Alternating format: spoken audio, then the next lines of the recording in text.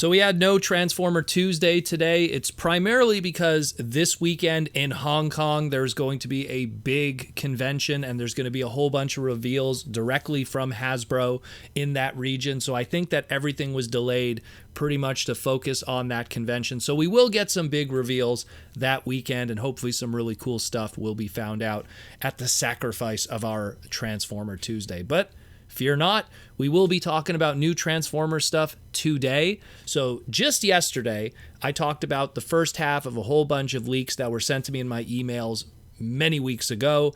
And now we're going to talk about that second half of the leaks and all the information in that one too.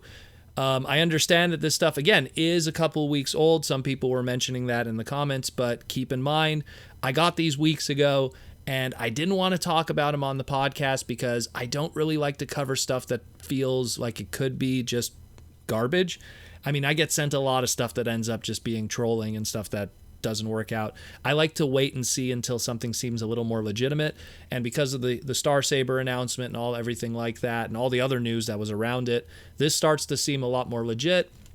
And even some Walmart listings that started to show up recently too. So this second half can be talked about. And also, perfect timing, one of my patrons asked a very similar question that kind of relates to this. So we'll also wind in this Patreon listener question from Cringe McCringle. And he asked, "Hey Proto, just thought I'd cash in my listener question for the month. Recently you talked about how you think Skids and Mud, about what I think about Skids and Mudflap, as well as the rest of the movie cast eventually getting Studio Series figures. When they eventually run out of characters, do you think they'll try to branch out and create toys that are based on movie tie-in characters like video game characters, Payload and Swindle, or even G1 inspired decos like, of course, the white and red Ratchet, the white Jazz, or the neon green Bone Crusher, etc. Thanks for everything, Cringe McCringle." So, Cringe McCringle's question actually has something to do with the actual reveals here. So let's talk about these leaked information that was sent to me, and we'll go through it all and break it down. So this is all about Studio Series stuff that's going to be happening in 2022 and 2023, but more specifically stuff aimed at the Movieverse stuff, not the Studio Series 86 stuff, specifically that. So the first thing that they say here is that the Transformers Rise of the Beast line is going to be huge. It is going to reveal a whole bunch of new characters in the movie and thus give a whole bunch of characters for the Studio Series line to then have filled in. Much like how the Bumblebee movie had very few characters and they really had to rely on background characters and those Cybertronian scenes to fill out the Studio Series line from that movie, it's going to be a whole different ball game when we're talking Transformers Rise of the Beast. So pretty much stay tuned for that. Now, there's going to be a Core Class Studio Series that's going to be from the Bumblebee movie Ravage, specifically the Ravage design that came out of Soundwave. So it's going to be a Core Class that's mentioned, which is interesting because we have not really had a Core Class based Studio Series release. It could be probably a pack-in, I think, is what they're probably suggesting as opposed to just an individual Core Class release. Cores, I guess, are now our Scout class. We're evolving our lingo for our price points. Then we have here a Bumblebee movie. Starscream is going to be retooled in pretty much every Seeker imaginable, so stay tuned for that. There's plenty more Seekers from that mold to come. No surprise there. We've seen all kinds of little teasers and hints at that from even the Takara side of things. We got a Bumblebee movie. Cybertron scene, Autobots and Decepticons will all get figures. This one we kind of knew about through early Walmart rumors and stuff. Brawn, RC, Shockwave, we knew that stuff. Also, some Studio Series characters that have been missing from the Prime lineups of past characters. So Q, Hatchet, and Sideways will all be getting releases in Deluxe Class in 2023. The Sideswipe one is double confirmed by Walmart listings that have popped up recently through JT Prime 17. Now, here's where it gets interesting. Variant colors and oddball stuff. So, we're going to get a Age of Extinction High Octane Bumblebee. For people who aren't familiar what High Octane Bumblebee was, it was the Age of Extinction Bumblebee toy, but given a radical color scheme. I'm looking at mine right here. It had like the craziest light piping ever.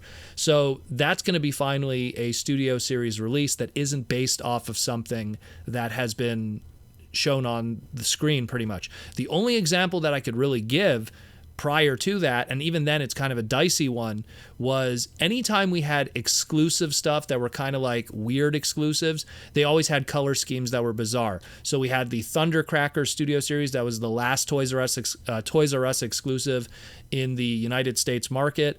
That supposedly wasn't even originally going to be a Toys R Us exclusive, but it kind of got forced into it. And then, of course, we have all the Asian and Pacific Rim exclusives that have wacky color schemes on like Leader Class Blackout and stuff like that fall under the Studio Series emblem, but they're more really one-offs or campaign prize stuff. So it's kind of a different animal at that. So really up to this point, we really kind of, outside of that Thundercracker, which is the only one I'm going to let through really, we never really had non-movie appearance color schemes or characters. So the High Octane Bumblebee is going to probably bring that in. And then you could say Shadow Raider with his orange, depending on how the lighting was in Age of Extinction and stuff like that too. But then we have other stuff also. We have Studio Series, originally had the Studio Series KSI Century, which was like a blue color scheme for the Century. That was pretty much a red redeco of the Stinger. And now we're going to get the KSI Trax, which is the red color scheme that was seen in the Age of Extinction movie. So we're finishing up our KSI agents. If you want to army build that, now you have some variety. Then we get into, and this goes to Cringe McCringle's question. I'm going to call him Chris McCringle. Our first ever video game based character, in that of Breakaway, based off of the Revenge of the Fallen video game as well as a previously existing toy. And that was, of course, it was a deluxe class toy. So Breakaway, which was the tanned colored jet, was later used to be Thrust in the movie verse. Again, trademarks are all over the place, stuff conflicts. Look it up. So we're going to be getting him, and he's going to be a Voyager this time around instead of a deluxe. And then, assuming that toy stuff continues, there is plans tentatively to do a Leader Class video game Bayverse Warpath, which should be very interesting too. Again, based off of the video game stuff. So very cool with that. And lastly, to wrap it up, some more characters just on the horizon. The Last Night Megatron, Age of Extinction Galvatron, much deserved. That one needs to happen because he only had really one toy and it wasn't that great. There was other versions, but the only one toy that was half decent, which is the Voyager one. Evasion Optimus Prime from Age of Extinction, aka our first flat nose Optimus Prime from Age of Extinction. And Hound at some point will also get a Studio Series treatment. New tooling, new remolds, all kinds of stuff. And finally, a movie masterpiece, Blackout, because Hasbro loves us all. Actually, it's probably for the Chinese market more than anything else. But yeah, so that pretty much sums it up. Again, this is all Movieverse stuff primarily for 2022 and 2023. A lot of stuff here stacked. It's a stacked deck, to say the least. Probably some of these might get revealed this weekend in the Hong Kong show. It's called Fans Expo. That's the official name of it, not to be confused with Fan Expo, pretty much the San Diego Comic-Con of Canada. I wonder how that trademark and licensing work. And Hasbro will be present there. So there's going to be some kind of big reveals there, hopefully. And I hope you had some fun listening to the segment today. And again, Cringe McCringle, thanks for the question. I hope that answers a little bit. So it seems if this stuff is legit, if this stuff is true, we are opening up Studio Series to video game stuff now. And that leads to all kinds of interesting stuff because there was a lot of cool character designs that were made into toys previously, but also were in the video game. So, could be very interesting to see what they're going to decide to do in the future. But we'll see then. Until then, and guys, let me know what you think about this, and we'll talk very soon.